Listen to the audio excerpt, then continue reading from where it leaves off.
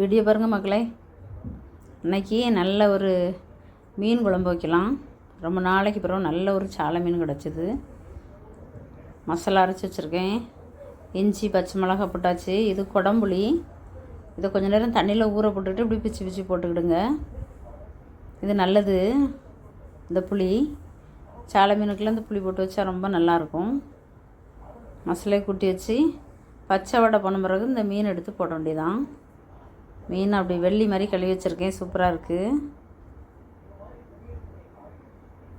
மீன் போட்டுக்கலாம். லாஸ்ட்டில் கொஞ்சம் கருவேப்பிலை உருவி போட்டு தேங்காய் எண்ணெய் ஊற்றி இறக்க வேண்டியதான். மீன் கறி ரெடி ஆயிடுச்சு. சோறில் அப்படி தூக்கி ஊற்றி சூப்பராக சாப்பிட்டுக்கலாம். மீனில் சாலை மீனில் வந்து நிறைய மருத்துவ குணம் இருக்குது அப்படின்னு சொல்கிறாங்க.